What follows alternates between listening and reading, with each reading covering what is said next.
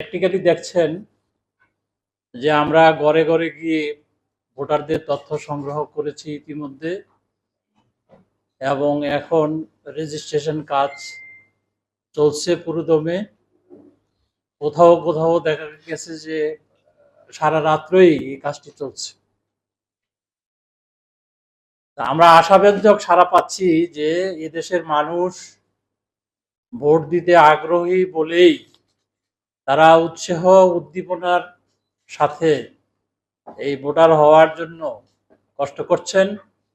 মাননীয় প্রধান উপদেষ্টা গত 16ই ডিসেম্বর তিনি বক্তৃতায় বলেছেন, ডিসেম্বরে অথবা 2026-এর জুন নাগাদ ইলেকশন হবে। ডিসেম্বরের মধ্যে যদি হয়, কিছু সংস্কার করে ডিসেম্বরে হবে, আর যদি বড় ধরনের সংস্কার করতে হয় সেটি আগামী বছর জুনের মধ্যে হবে। আমরা সেই ডিসেম্বরকে সামনে রেখেই আমাদের নির্বাচনের সমস্ত প্রস্তুতি গ্রহণ করছি এবং আমরা বিশ্বাস করি ডিসেম্বরে নির্বাচন করা সম্ভব হবে। আরেকটি প্রশ্ন করেছেন যে জাতীয় নির্বাচন এবং স্থানীয় নির্বাচন কোনটি আগে হবে। এখানে আপনারা খেয়াল করবেন, স্থানীয় নির্বাচন বলতে সিটি কর্পোরেশন নির্বাচন, পৌরসভা নির্বাচন, ইউনিয়ন পরিষদ নির্বাচন, জেলা পরিষদ নির্বাচন,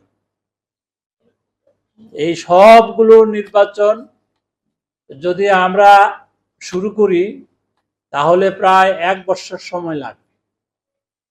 তাহলে পরে আমাদের যেই সময়ের যেই ঘোষণা, ডিসেম্বরের ভিতরে যদি আমরা করতে চাই তাহলে হয়তো বা এই টাইম লাইনের ভিতরে থাকা সম্ভব হবে না।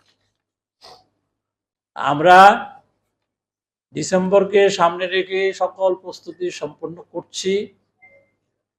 আমরা প্রস্তুত, ইনশাল্লাহ আমরা ডিসেম্বরে নির্বাচন করতে পারব।